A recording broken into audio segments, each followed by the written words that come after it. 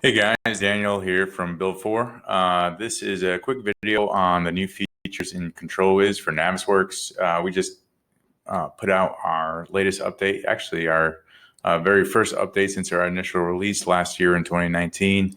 So this is a quick recap on all the new things you can do. So first thing you gotta do is make sure you have Navisworks installed and CtrlWiz installed, and then hop over to the CtrlWiz tab. Now you can open up a project before or after. I'm just going to open up this sample project from Autodesk here.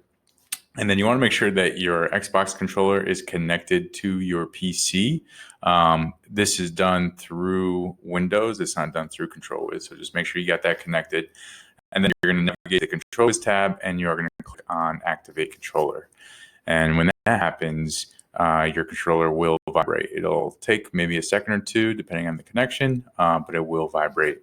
So from here, we can see kind of the things that we can do. Obviously, you want to make sure your license is activated before you can do anything, but click on that controller map and you will see this, this image pop up. And this is kind of your, well, no, it is the controller map. So this is our like second release ever. So it is, it's got some basic functionality. But the thing that I want you to notice is there is that select and deselect, and there's also hide. And cool thing that we have in here is shortest distance. So I'm going to close this up and I'm going to start moving around. Now you'll notice that there is a little white dot here. That is the target. Now I'm moving as fast as I can here, and I could probably afford to go a little bit faster. So I'm going to click on that speed setting and probably pick this up a little bit. And yeah, that looks a little bit better. So yeah, I'm kind of moving around here, and that target is still on screen. So what I'll do really quickly is I'm just gonna, let's see, I'll grab the bottom of this thing here, and I'll click on A, and that's it. And then I'll click on A again for the bottom of the ice rink.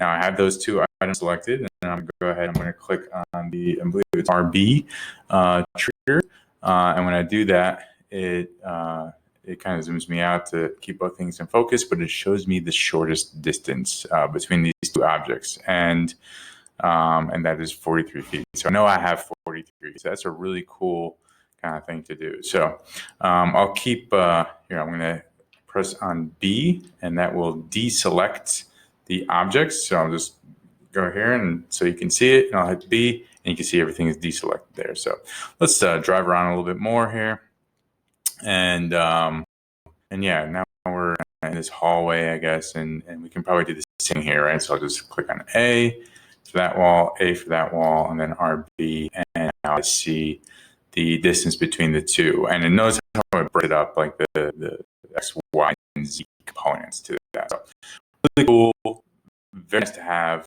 And if I want to, here I'm just gonna hit B again, and let me select this wall, and I'm gonna hide it using X, and that's pretty cool. I get to go in there and do that. So that's another functionality. So you have the shortest distance, you get select, you get deselect.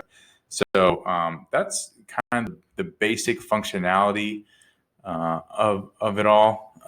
But it's really powerful for those superintendents. So I really hope you guys value this. And as always, definitely drop feature requests. We do see these ones that you want to see come up. It'd be really helpful for us and for you. So thanks a lot for watching.